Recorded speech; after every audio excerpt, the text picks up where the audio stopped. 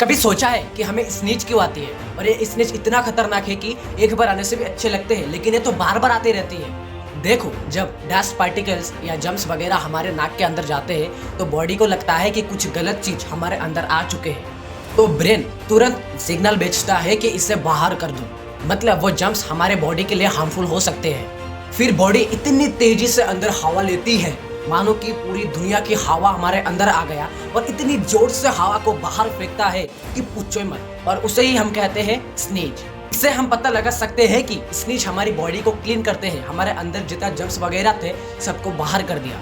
तो ऐसे ही mind blowing facts के लिए मुझे जरूर फॉलो करें।